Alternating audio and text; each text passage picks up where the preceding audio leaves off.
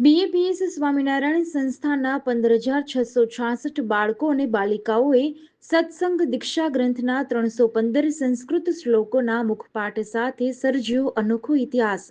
આજના આધુનિક યુગમાં ઇલેક્ટ્રોનિક ગેજેટ્સની દુનિયામાં લોકો ભારતીય સંસ્કૃતિની મુખપાઠની પરંપરાને ભૂલી ગયા છે।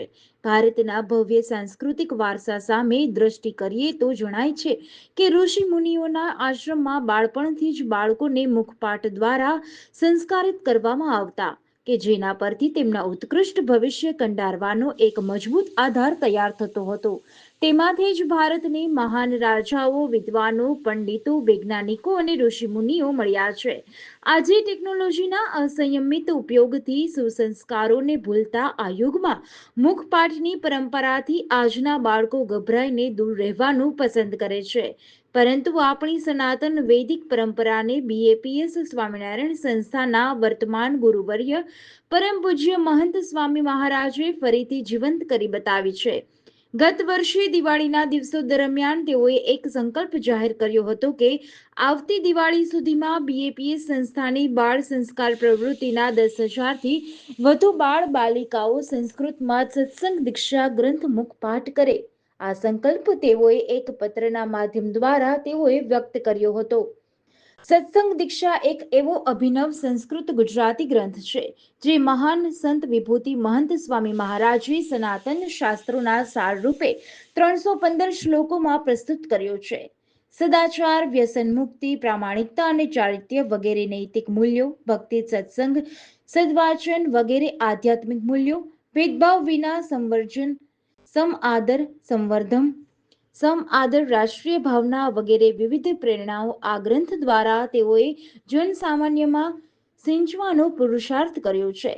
લાખો લોકો પોતાના નિત્ય પ્રાત્યક્રમ આ સત્સંગ દીક્ષા ગ્રંથનો પાઠ કરે છે। મહંત સ્વામી મહારાજના સંકલ્પે 15,000 કરતાં વધારે બાળકોએ આ ગ્રંથનો સંસ્કૃતમાં મુખપાઠ પૂર્ણ કર્યો છે અને વધુ 25,000 જેટલા બાળ બાલિકાઓ આ મુખપાઠના મહાન યજ્ઞમાં જોડાયા છે। મારું નામ નિમેશ ચૌહાણ છે અને મારો પુત્ર સારંગ ચૌહાણ જે ધોરણ 5માં અભ્યાસ કરતો હતો ત્યારે સત્સંગ દીક્ષા મુખપાઠમાં એણે ભાગ લીધો હતો અને અત્યારે એઆઈ અને ચેટ જીપીટીના જમાનાની અંદર આપણા આ બાળકો સંસ્કૃત લેંગ્વેજ શીખ્યા એ જ બહુ મોટી વાત છે અમારા માટે। મારું નામ પ્રતિતિ નીતિનભાઈ ચંદ્રવાડિયા છે। આ સત્સંગ દીક્ષા ગ્રંથ મોઢે કરવાથી એટલા બધા ફાયદા થયા છે। ભણવામાં તમારું કોન્સન્ટ્રેશન મારું બહુ જ વધી ગયું છે અને આ નિયમ ધર્મની દ્રઢતા થાય છે કે આપણે નિયમો કઈ રીતે પાળવા, શું કરવું, શું ના કરવું, આપણો સનાતન હિન્દુ ધર્મ એ વિશે આપણને ઘણી બધી જાણકારી મળે છે। મંદિર, શાસ્ત્રો, સંતો ઘણા બધા વિશે બહુ જ સારી જાણકારી મળે છે। આ તમે આટલી એજે તમારા સ્ટડીઝ સાથે તમે મેનેજ કર્યું તો તમારા સ્ટડીઝ પર કોઈ અસર પડ્યો હોય આના લીધે? ના, સ્ટડીઝ પર કઈ અસર નથી પડી। એનાથી પણ ઊંધું સ્ટડીઝમાં વધારે એકાગ્રતા થઈ છે કે જેનાથી રિઝલ્ટ પણ સારું આવ્યું છે। એ તમે જાતે તૈયારી કરો છો કે પછી કોઈએ તમને કરાવી છે કે કેવી રીતે તમે કરો? અમારી સાથે અમારા કાર્યકરોનો પણ ફાળો બહુ વધુ છે। અમારા કાર્યકરોએ એમના કામો પડતા મૂકીને અમને સત્સંગ દીક્ષાના શ્લોકો કરાયા છે। અમે તો મહેનત કરી જ છે પણ અમારા કાર્યકરોએ પણ એટલી જ મહેનત કરી છે।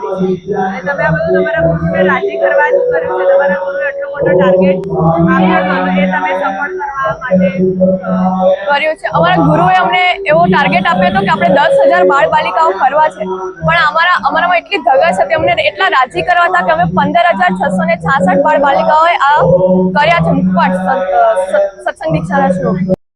जय स्वामीनारायण। मेरा नाम वंशी केतन साटोडिया है। मैं 8वीं कक्षा में पढ़ती हूँ। सत्संग दीक्षा करने से मुझे कई सारे फायदे हुए, जैसे मुझे याद करने में ज़्यादा तकलीफ नहीं हो रही अब। फिर मैं अब थोड़ा थोड़ा करके सब कुछ एकदम अच्छे से याद करती हूँ।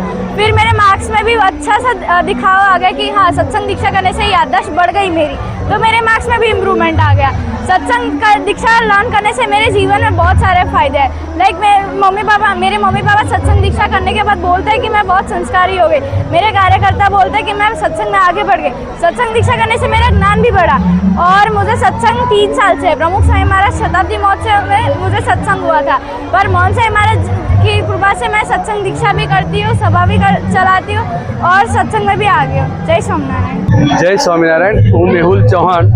मारा बाळकનું નામ છે વૈદિક ચૌહાણ, જે હજી 6 વર્ષનો જ છે હવે ફર્સ્ટમાં આવશે, પરંતુ જ્યારે શરૂઆત કરી સત્સંગ દીક્ષા અને મોઢે કરવાની ત્યારે તે અતિ ચંચળ હતો, પરંતુ જેમ જેમ એ પાઠ અને આ બધું મોઢે કરવા લાગ્યો એમ એની ચંચળતા દૂર થઈ.